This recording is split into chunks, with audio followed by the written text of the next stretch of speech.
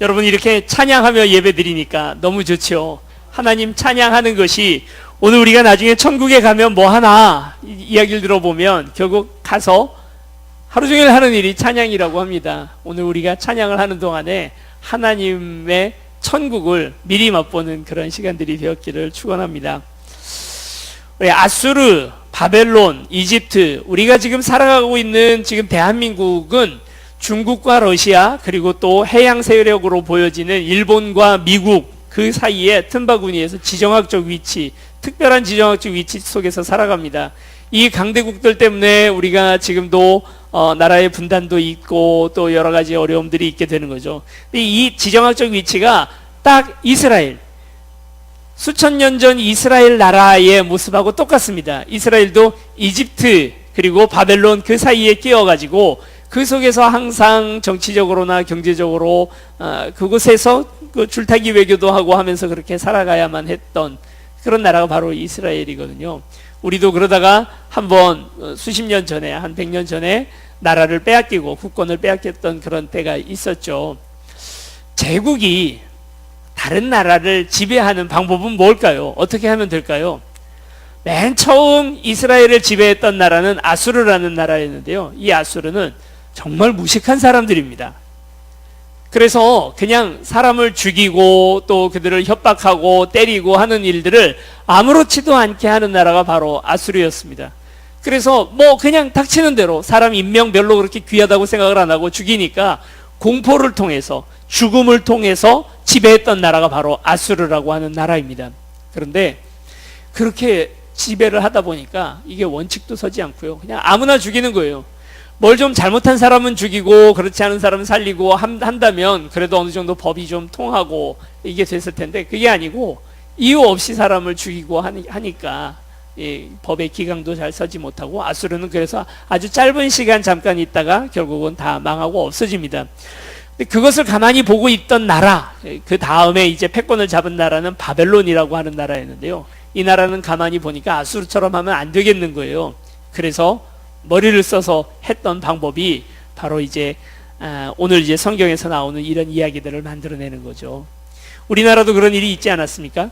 1919년, 그러니까 지금부터 딱 100년 전입니다. 우리나라의 국권을 빼앗기고 일본에 의해서 우리 식민 통치를 받고 있을 그때에 우리나라의 지사들, 특별히 기독교의 많은 목사님들과 함께 사람들이 같이 독립선언서라는 것을 낭독을 하고 그 다음에 태극기를 만들어서 그걸 가지고 만세운동을 벌였습니다. 3.1 만세운동이 이제 전국적으로 벌어지게 되었는데, 그 3.1 만세운동을 보면서 가장 많이 놀랐던 것이 어딜까요? 요즘도 우리 전 세계가 대한민국을 보면서 많이 놀라잖아요. 여러 가지로 놀라운 일들, 뭐 정치나 경제나 모든 면에서 대한민국이 이렇게 발전하고 그리고 또 민주주의가 꽃피고 하게 되는 모습들을 보면서 전 세계가 놀라고 있는데, 그 놀람의 시작이 1919년이었습니다. 전 세계가 다 함께 놀랐어요. 어떻게 이렇게 작은 나라, 약소국이라 생각을 했고 그리고 또 미개한 나라라 생각했던 나라가 그렇게 태극기를 들고 민족의 자결을 위해서 함께 그렇게 만세운동을 벌일 수 있는가? 전 세계가 다 놀랐지만 가장 많이 놀랐던 나라는 아무래도 일본이었습니다. 야, 얘네 만만치 않구나.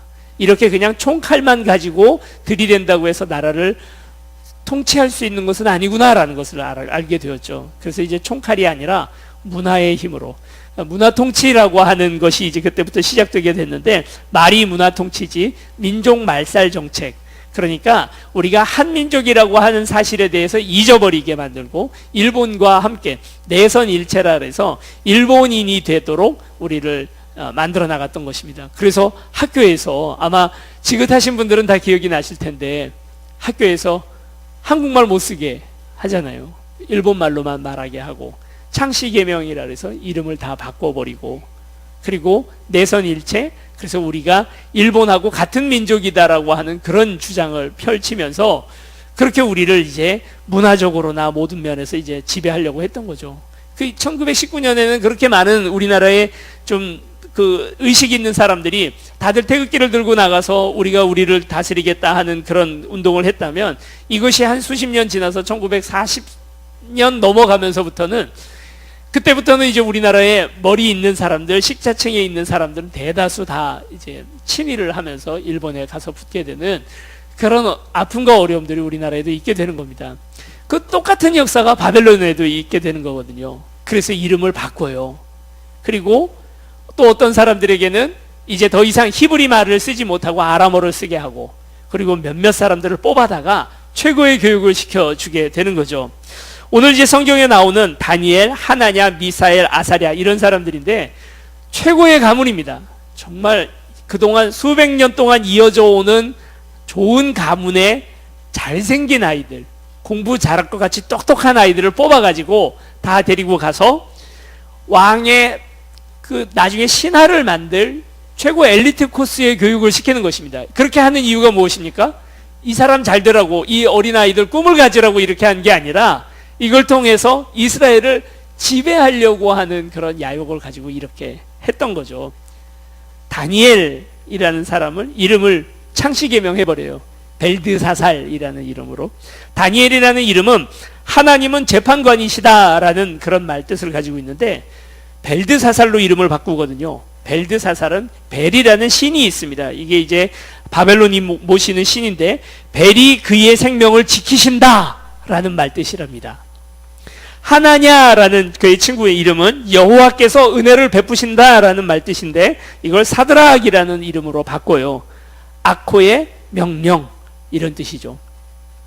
미사엘이라는 이름은 누가 무엇이 하나님인가 라는 그런 뜻인데 이건 메삭이라는 이름으로 바꿉니다. 누가 무엇이 아코인가, 아코라는 신인데 무엇이 신이 아코 신인가 라는 말로 바꿔버리고요. 아사랴라는 말은 여호와께서 도우신다라는 말인데 이걸 아벳느고, 나부스를 섬기는 자라는 말로 다 바꿨습니다. 우리도 아직도 그 창시계명의 그 상처와 아픔의 그런 기억들이 다 우리에게는 있잖아요. 옛날 어르신들 보면 자자 돌림으로 끝나는 분들이 있잖아요. 그렇죠. 이게 미찍고 뭐 아얗고 우얄고 그렇게 해서 다 꽃자 돌림으로 끝나는 게 다 옛날 자자. 원래는 이제 조선시대에 없던 이름이었는데 자자의 돌림으로 다 끝나요. 우리 어르신들이 다 그랬다는 거예요. 그런 이유가 다 이 창시계명 때문이라는 거죠. 그런데 나 자신의 정체성을 지키는데 내 이름 안에 하나님의 은혜를 집어넣는데 그걸 다 다른 이름으로, 뭐 다른 종교의 이름으로 다 바꿔버리는 것입니다. 그리고 데리고 가서요, 이 아이들을 포로면 어떻습니까? 쇠창살에다가 가둬 놓고 죽도록 일시키고 하는 게 포로가 아니라 이 사람들은 아수르가 하던 짓을 반대로 가는 거예요. 그래서 데려다가 최고의 음식을 먹이고 최고의 옷을 입히고 가장 좋은 교육의 내용을 가지고 아이들을 키워나가는 것입니다. 요즘 말로 하면 이런 거죠. 우리나라 사람 아주 가난하고 전쟁 6.25 때 고아가 됐던 그런 아이들 데려다가 미국에서 아이비리그에서 기숙사비 다 대주고 생활비까지 대줘가면서 교육을 시켰단 말이에요. 왜요? 실제로 그렇게 교육을 시켰던 일들이 있었지 않습니까? 그렇게 교육을 시키는 이유가 무엇입니까? 그렇게 잘 교육을 시켜서 나중에 친미 성향의 우리나라 사람들을 만들기 위해서, 그런 엘리트들을 만들기 위해서 그렇게 교육을 시켰던 거죠. 그건 일본도 마찬가지였습니다. 우리나라에서 그래서 일제시대 때 많은 우리나라의 좋은 인재들이 일본 가서 공부할 수 있는 것들을 뒤에서 돈을 대준 것이 우리나라 사람 정말 사랑해서 그런 게 아니라 더 쉽게 수탈하고 약탈하기 위해서 그렇게 해나갔던 거죠. 이게 이제 바로 제국이 자기네 식민지에게 하는 여러 가지 행동들입니다. 이걸 벌써 수천 년 전에 바벨론은 지금 이렇게 하고 있는 거고 다니엘은 그렇게 뽑혀간 것이죠. 우리 그냥 생각해 보면 정말 그때는 페르시아가 전 세계에서 가장 최강대국 아닙니까? 뭐 미국 같은 나라라고 할 수 있어요. 거기에 공짜로 공부시켜준다 그러면 여러분 뭐라 그러시? 아, 하나님, 이거 하나님 은혜입니다. 하나님 감사합니다. 나를 이렇게 하나님께서 기억해 주셔서 나를 이렇게 최고의 자리에 이끌어 주신 건 하나님 은혜입니다 하고 그냥 감사하고 끝날 일인데, 그런데 다니엘은 왕의 밥상, 왕이 함께 먹는 왕의 진미에 동참하라 하는 것을 나는 먹지 않겠다 하고 자기의 뜻을 정했다는 것입니다. 왜 그런 뜻을 정하냐면 이 음식이 아무것도 아닌 것 같지만 이 작은 음식을 통해서 결국 내가 바벨론, 나의 진짜 정체성, 하나님의 아들이라는 정체성을 잊고, 그리고 바벨론의 식민지, 진짜 포로로 살아가는 게 아닐까. 몸을 나를 구속할 수는 있지만 정신과 사상, 내 종교까지도 구속되는 게 아닐까 하고 생각을 하니까 안 먹는 거죠. 또 그런 것도 있습니다.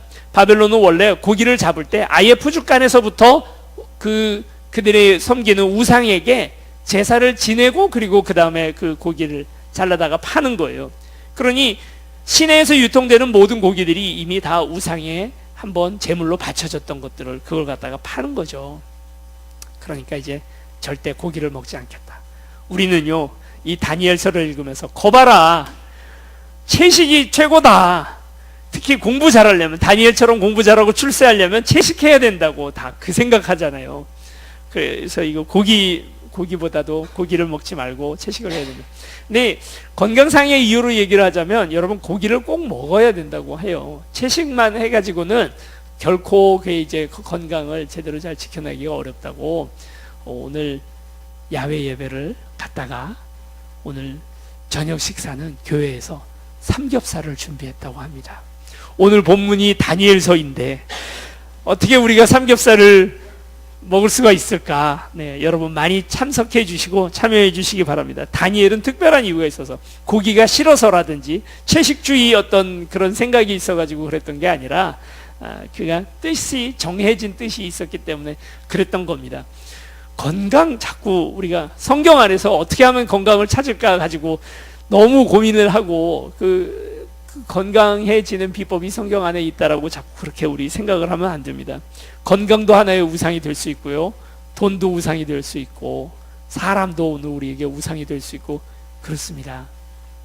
우상, 이 바벨론이라고 하는 그곳에서 식민 통치를 받고 있던 그 시절에 우상을 섬기지 않을 수가 없고 또 그들의 말을 듣지 않을 수가 없었는데, 여러분 오늘 우리도 다 포로이지 않습니까? 뭐의 포로입니까? 여러분, 저와 여러분들 다 이 땅에서 포로 같은 삶을 살아가고 있습니다. 뭐는요, 사랑의 포로죠. 그래서 내 남편과 내 아내와 지금껏 이렇게 살아가고 있는 것 아니겠습니까? 에이, 그때 정말 그날 내 친구 대신 빵집에 나가지 않았더라면 내가 지금 이 남편 만나서 이렇게 고생하면서 살지 않을 텐데 그때 내가 조금만 더 정신을 차렸더라면 이 여자 이렇게 만나서 이 고생하고 살지 않을 텐데, 뭐 이제 이런 생각들. 그런 의미에서 포로가 아니라 우리도 바벨론이나 아니면 일제시대의 포로로 살아가는 그런 포로 생활은 아니지만 우리도 묶여서 살아가고 있습니다. 우리의 자유를 우리가 생각하고 우리 뜻대로 이 땅을 살아가지 못하고 뭔가 우리를 묶고 있는 그런 포로의 생활을 살아가고 있는 거죠. 한 달에 한 번씩 우리가 포로라는 사실을 한번 확인해 주는 연례 행사가 있잖아요. 뭡니까? 카드 대금을 낼 때가 되면 보통 21일, 22일 그렇게 카드 대금이 날아오는 날이 돼서 카드 대금 독촉서를 이렇게 받게 되면, 아, 나는 그동안 자유를 행하고 다녔죠. 그렇죠? 내 지갑에 있는 카드를 가지고 마음껏 내 자유를 다 누리고 살았단 말입니다. 뭐 카드 있으니까 뭐 긁으면서 살았는데 이제 정말 내 인생이 긁어지는 그런 순간이 오잖아요. 바로 카드 대금 납부할 때쯤 되면 나를 묶고 있는 것이 나의 자유를 제압하고 나를 묶고 있는 것이 무엇인지 그 실체를 확인하는 그런 날이 오게 됩니다. 그러면 이제 그때부터 나는 종살이를 하고 있었구나 하는 사실을 다시 깨닫게 되고요. 그리고 그건 또 한 달 동안 잊고 살아갑니다. 우리 그렇게 살아가죠. 1945년 그 2차 세계대전이 끝나고, 그리고 1980년 대탕트라고 하는 것이 이루어질 때까지 전 세계는 딱 두 사탄에 의해서 좌지우지 되었습니다. 공중 권세 잡았던 사탄이 우리를 묶었던 가장 중요한 논리는, 우리를 식민 지배하는 바벨론과 같이 우리를 묶고 있던 두 가지는, 하나는 인본주의, 하나는 자본주의입니다. 먼저 인본주의를 좀 얘기를 하자면 이것은 이런 것입니다. 우리 인간들이 아프리카에서는 사람들이 굶어 죽거든요. 그런데 어디 아주 잘 사는 동네에서는 100명치 음식을 혼자 먹다가 다 못 먹어서 결국은 음식물 쓰레기로 다 버려지게 되거든요.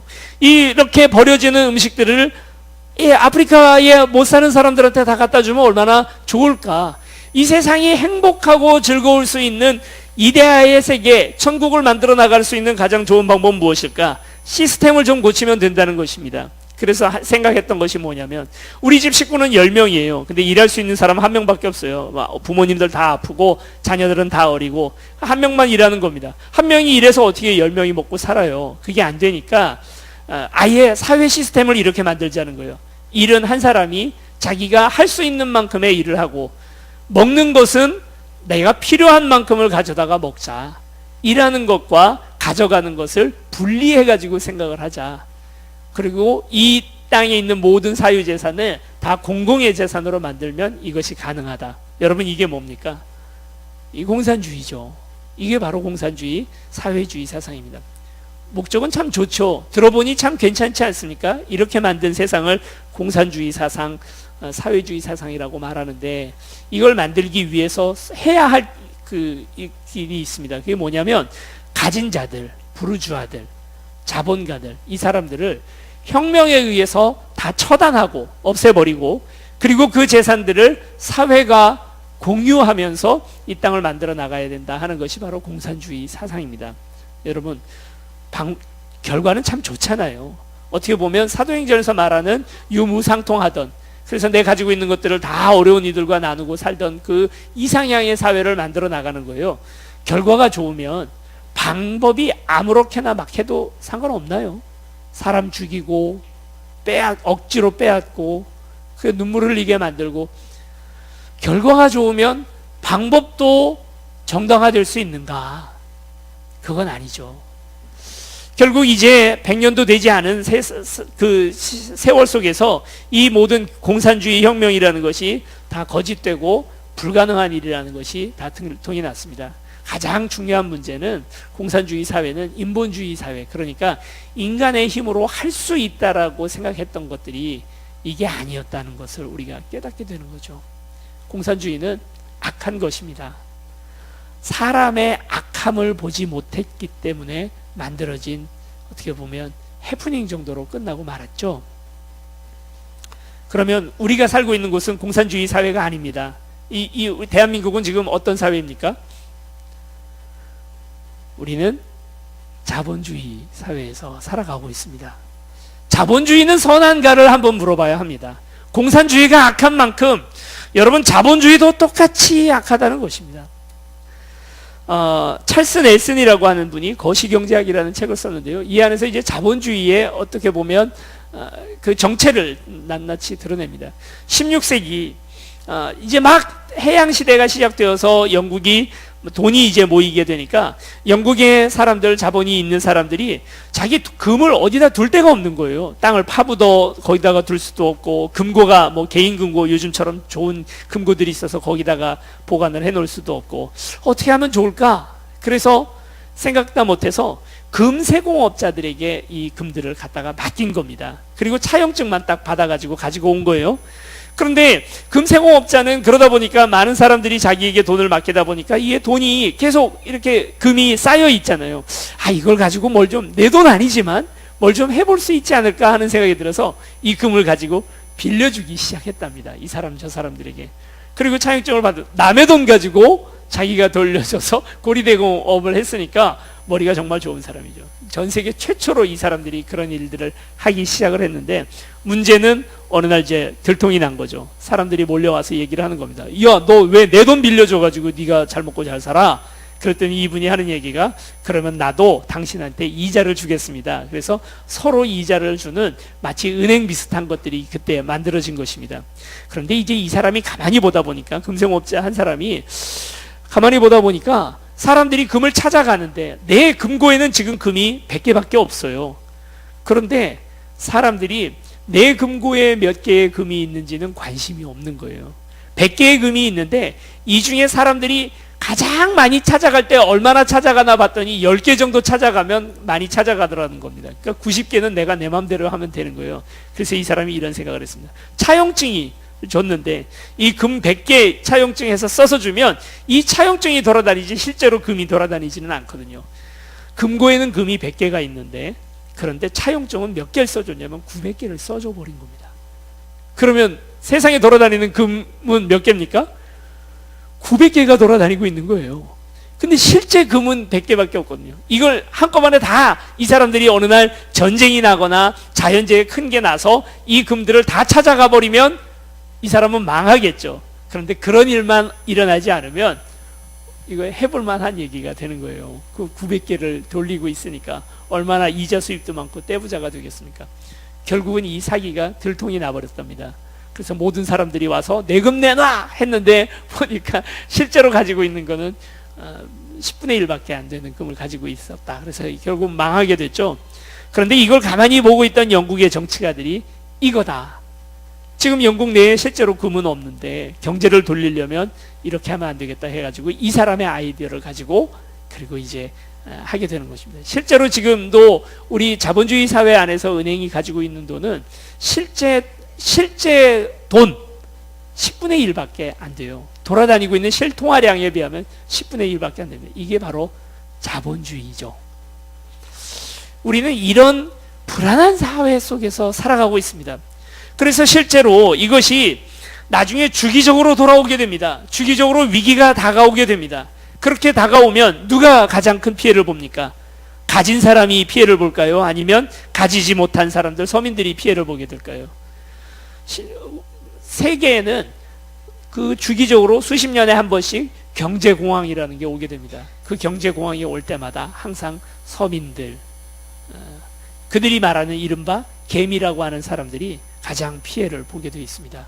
거짓, 없는 것, 실제 하지 않는 것에 바탕을 두고 있는 경제 구조가 바로 자본주의죠.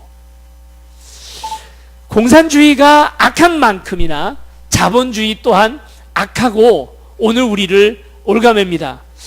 왠지 좀 더 좋은 옷을 입고 있는 그런 사람들, 좋은 메이커 입고 있는 사람들 보면 그러면 그 사람이 더 위대하고 인생을 더 아름답게 살아가고 있는 것 같이 느껴집니다. 여러분 TV 광고를 한번 보십시오.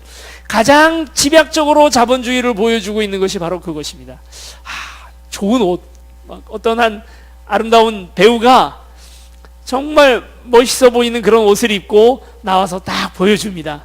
그러면 상대적 박탈감을 느끼는 거예요. 난 저거 못 입어서 내가 이렇게 불행하구나 라고 생각을 합니다. 멋진 배우가 아니면 좀 출세했다는 사람이 좋은 차를 끌고 이렇게 옵니다. 뭐 벤츠인지 뭔지 뭐 이런 차를 끌고 옵니다. 그리고 차 키를 딱 호텔 보이에게 맡기고 멋지게 호텔 안으로 들어가는 그런 모습을 보고 나면 나는 저걸 못하니까, 나는 그냥 몰아봐야 소형차고 경차 끌고 다니니까 그래서 내 인생이 이 모양 이 꼴이구나 라고 그렇게 생각을 합니다. 이게 바로 자본주의죠. 돈 때문에 돈에 얽어매여서 돈의 노예가 되어가고 있는 것이 오늘 우리의 모습 아닙니까? 요즘 젊은 세대들이 더 결혼이 점점 더 늦어진다고 합니다. 이유가 무엇입니까? 집이 없어서, 집이 없어서, 직장이 없어서, 모아놓은 돈이 없어서 그래서 결혼을 하지 못하고, 왜 이 땅을 살아가는지 내가 인간다운 삶을 살아가는 가장 중요한 척도가 바로 돈이라는 거죠. 제일 먼저 물어보는 것이 무엇입니까? 남자들 뭐 이렇게 같이 만나서 저 사람 어떤 사람일까? 뭐 하는 사람일까? 예전에는 직장이 무엇인지 아니면 어느 학교 나왔는지 이런 걸 물어봤는데 요즘은 뭐부터 물어보는지 아십니까? 연봉부터 물어본다는 거예요. 얼마짜리인지, 저 사람 얼마짜리 사람인지 그거부터 물어본다는 것입니다. 우리가 행복하지 못한 이유가 돈이 없어서일까요? 세계 10위의 경제대국으로 성장한 우리나라가 실제로 우리가 불행한 삶을 살아가는 이유, 돈의 노예가 되고 결국 물질을 오늘 우리에게 제공해 주겠다고 미끼를 던지는 만몬신에 묶여서 우리가 이제 그렇게 어렵게 살아가고 있는 것 아닙니까? 참 안타까운 사건이고 이것을 뭐라고 규정하기 어려운 사건이지만 세월호 사건, 지금 생각하면 왜 그 배가 침몰했는지 우리는 아직 다 규명되지 못했습니다. 그러나 좀 지금까지 밝혀진 바대로만 얘기를 하면 그날 너무 배에 많은 것들을 실었다. 그리고 안개가 꼈는데도 배가 출항을 했다. 왜냐하면 출항하지 않으면 그 많은 돈들을 다 물어줘야 되니까 많은 물건들을 거기다 실었다. 그리고 또 배가 제때 점검해야 할 때 점검하지 못하고 수리해야 할 때 수리하지 못했다. 부실하게 수리했다. 여러분 결국 이 모든 것들이 다 무엇입니까? 돈 문제인 거죠. 이 돈 문제 때문에, 이 돈 때문에 마치 고양미 300석에 딸 팔아먹었던 신봉사처럼 그 돈 몇 푼 때문에 그 생떼 같은 수많은 아이들을 우리가 수장시키고 말았던 것입니다. 우리도 돈 때문에 하나님 저버릴 때 있지 않습니까? 돈 때문에 우리의 양심을 팔아버릴 때가 있지 않습니까? 그래서 결국 남는 거 몇 푼 되지 않는데 탈세하고 양심 팔고 우리가 더 많은 것을 가지려고 애를 쓰는 이유가 바로 무엇이냐면 이 돈이 오늘 우리의 전부라고 느끼기 때문입니다. 에스키모 사람들이 북극에서 늑대를 사냥하는 방법이 있답니다. 고기 하나를, 한 덩어리를 얼음에다가 얼리는 겁니다. 물을 넣고 밖에다가 잠깐 내버려 두면 얼음이 얼죠. 근데 그 고기 덩어리 안에다가 면도날 하나, 아주 날카로운 면도날을 거기다가 숨겨 놓은대요. 그렇게 하고 이 얼음으로 땅땅이 얼은 이 얼음을 밖에다가 늑대들이 다니는 길목에다가 놔둔다요. 그러면 늑대들이 지나다니다가 안에 고기는 분명히 눈에 보이니까 그것을 핥아 먹기 시작을 해요. 얼음을 하나하나 핥다 보면 고기 맛도 나고, 그러면 그것에 결국 계속 중독이 돼서 먹는데요. 이 혀가 얼음에 얼음을 계속 하다 보니까 이게 이제 추워져 가지고 혀에 감각이 없는 거예요.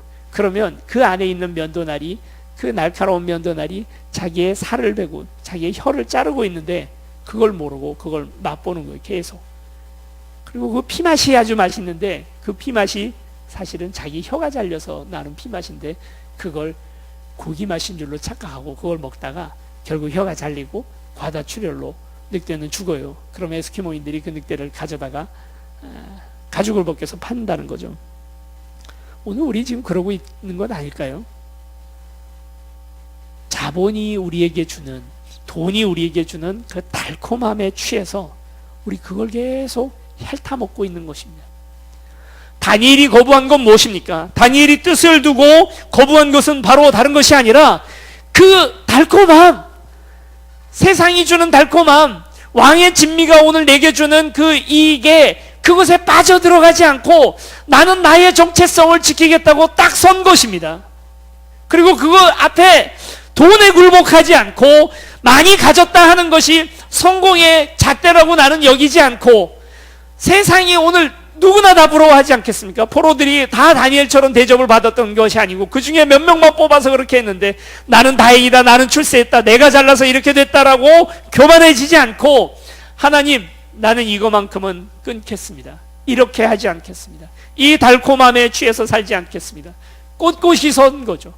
세상의 그 공포에, 죽인다 하는 공포에 무릎 꿇지 않고 단단히 섰던, 그것이 바로 다니엘의 결단입니다.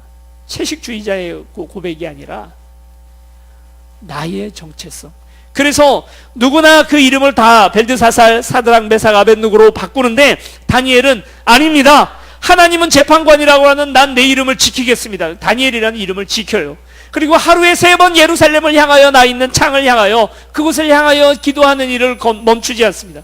사자의 입속으로 들어가는 위기가 와도, 그리고 또 풀무불 속에 내던져지는 위기가 와도 결코 나는 이 우상, 물질, 더 평안함, 더 부함, 성공이라고 하는 이 세상 논리에 무릎 꿇지 않겠습니다. 단단히 결단을 한 거죠. 여러분, 오늘도 우리에게도 이와 같은 결단이 있어야 합니다.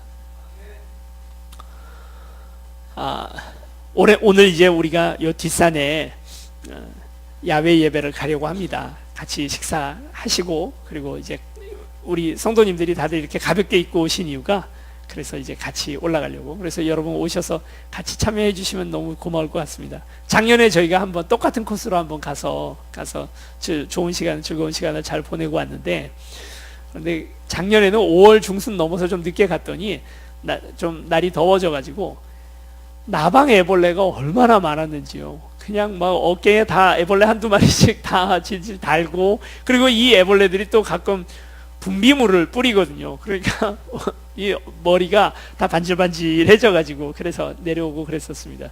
애벌레 얘기로 오늘은 이제 제가 오늘 아침에 다녀왔는데 아직 애벌레가 그만큼 많지는 않습니다. 그러니까 이제 그런 걸 걱정하실 필요는 전혀 없을 것 같긴 합니다.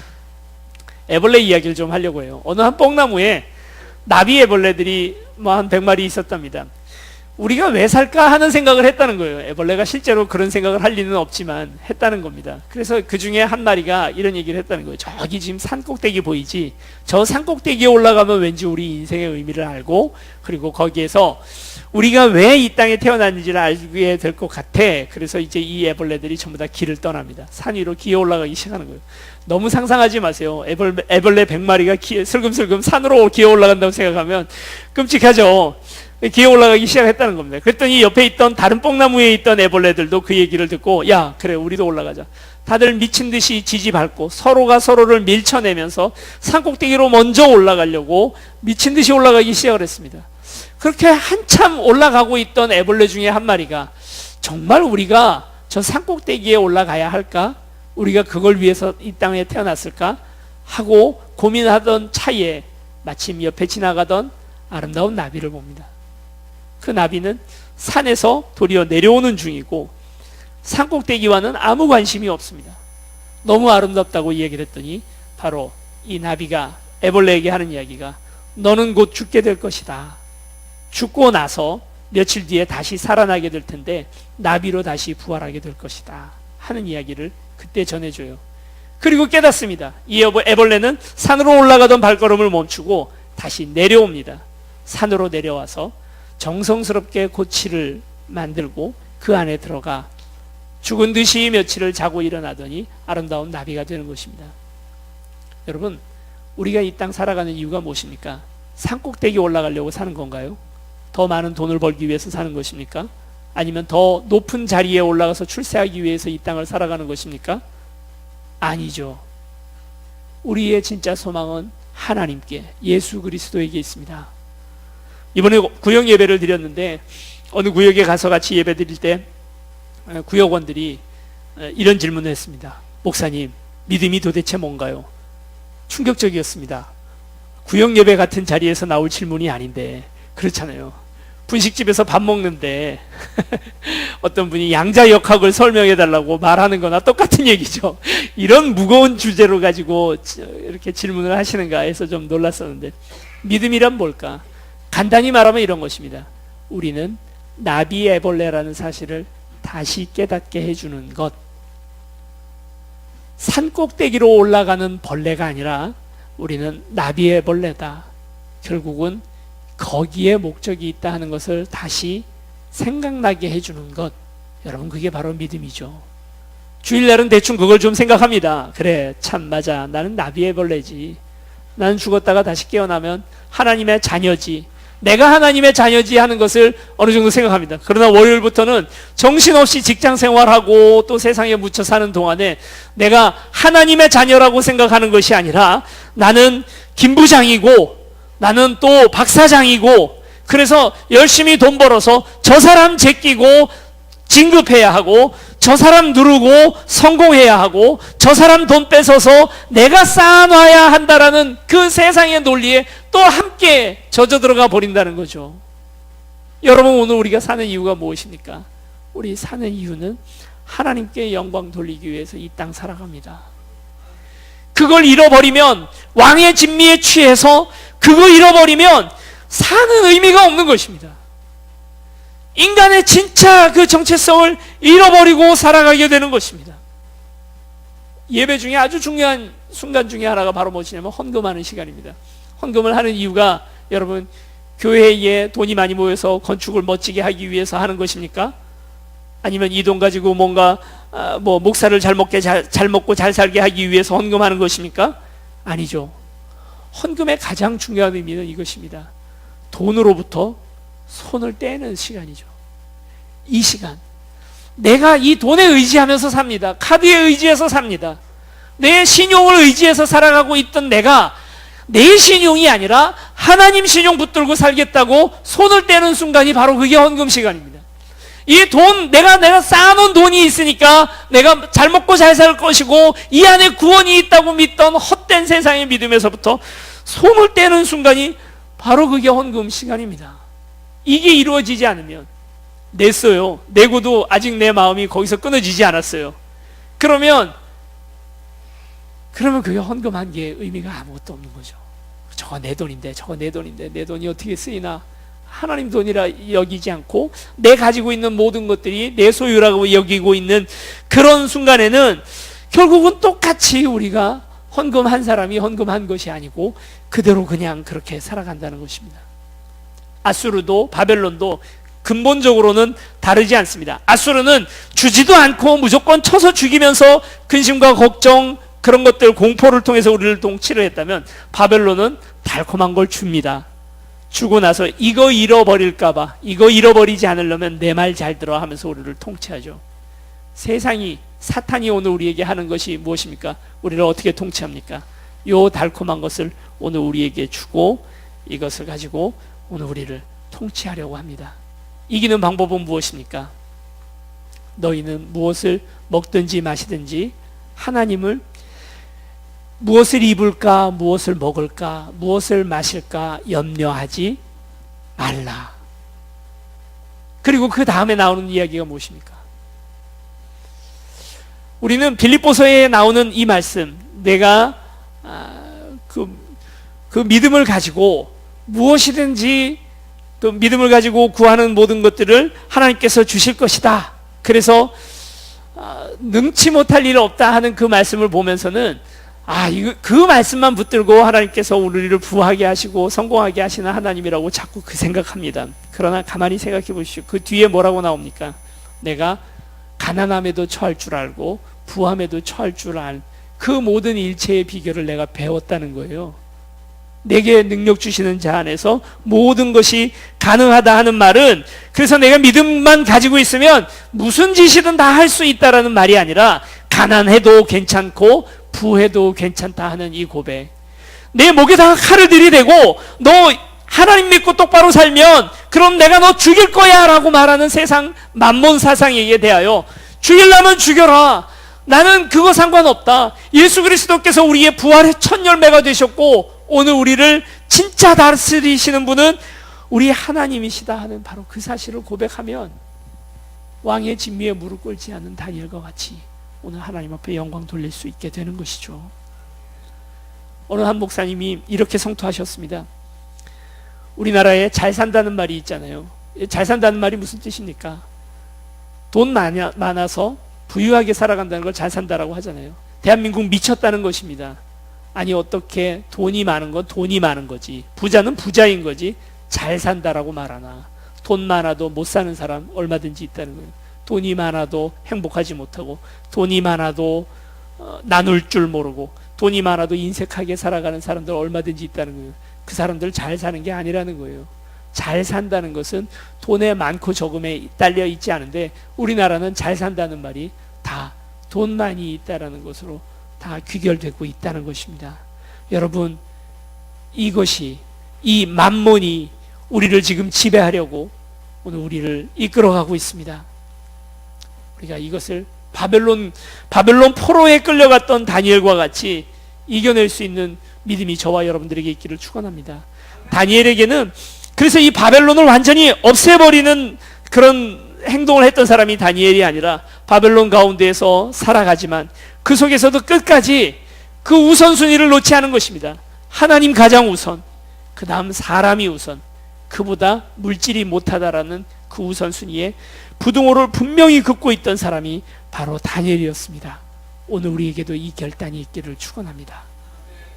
돈의 노예가 되지 말고 도리어 돈의 지배를 받는 자가 아니라 돈을 지배하는 사람들이 되시기를 축원합니다. 다니엘을 설교하면서 많은 분들이 하는 이야기가 하나님 앞에 기도했더니 결국 높은 자리에 올라갔다 하는 것으로 결국 끝냅니다. 여러분, 이건 바보 같은 이야기입니다.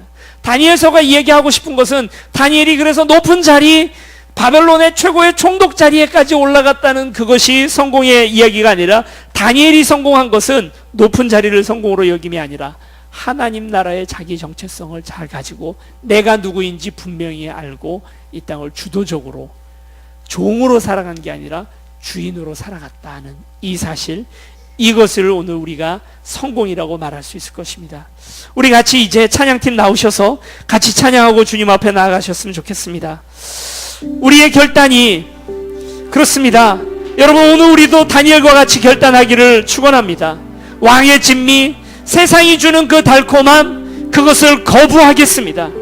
그걸 오늘 우리가 모른 척 하겠습니다. 세상에 무릎 꿇지 않고 이 땅 살아가기를 원합니다.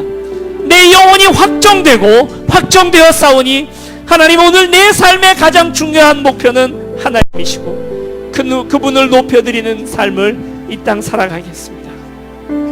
하나님, 아무리 오늘 내가 궁하고 힘들다 할지라도 내 양심을 팔고 그 돈 몇 푼 때문에 하나님 팔아넘기는 그런 바보 같은 우매한 짓 하지 않겠습니다. 그렇습니다. 나는 결단합니다. 다니엘과 같이, 왕의 진미를 거부했던 다니엘과 같이 나도 이제 세상이 오늘 우리에게 제공하는 이 달콤함을 거부하고 하나님 앞에 똑바로 서겠습니다. 오늘 이 결단을 이 찬양에 실어서 함께 찬양하고 기도하시겠습니다.